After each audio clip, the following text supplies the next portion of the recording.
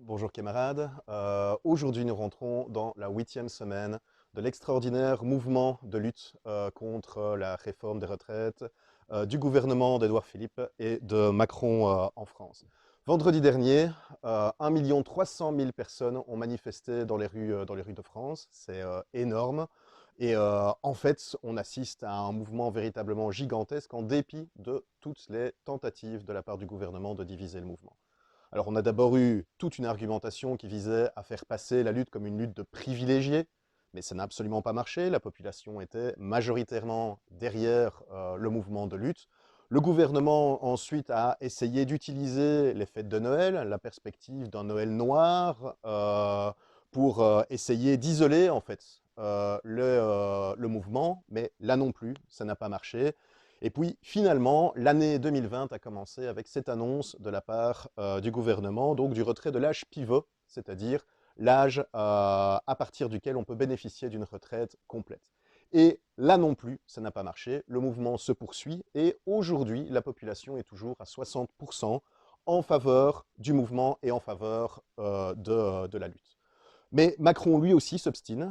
Le gouvernement français s'obstine. En fait, la répression du mouvement devient de plus en plus grande. On avait déjà assisté à ça contre le mouvement des Gilets jaunes. Le message des autorités françaises est clair. Au fur et à mesure que la violence policière s'accroît, le message est « restez chez vous, sinon vous pourrez avoir un problème ».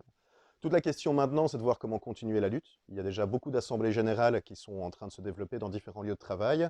En fait, c'est des assemblées générales de travailleurs qui doivent être développées et où doivent être discutées la stratégie pour pouvoir instaurer une véritable grève générale démocratiquement reconductible, c'est-à-dire sous le contrôle de ces assemblées générales qui doivent aussi être liées les unes aux autres au travers de coordination, au travers d'assemblées générales interprofessionnelles. Mais ces assemblées générales de travailleurs doivent aussi être le lieu pour discuter non pas seulement du retrait de la contre-réforme sur la retraite, mais aussi discuter d'un véritable programme pour en finir avec l'austérité, pour en finir avec l'exploitation tant de la nature que des êtres humains.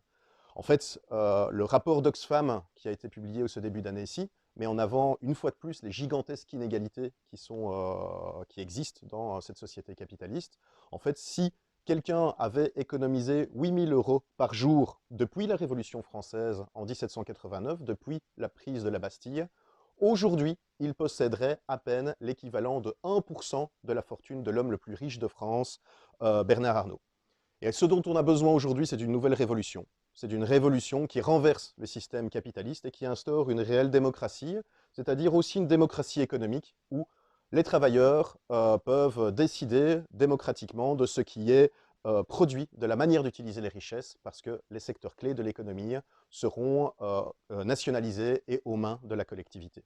C'est ce type d'enjeu dont il est question aujourd'hui. En fait, cette lutte en France illustre que la moindre réforme aujourd'hui dans cette société capitaliste en crise, ou même la défense de nos acquis passés, ça nécessite une lutte à caractère révolutionnaire. Et la meilleure manière de préserver ces acquis éternellement, c'est en fait de pousser les mouvements à leur conclusion logique, c'est-à-dire le renversement du capitalisme et l'instauration d'une société socialiste démocratique.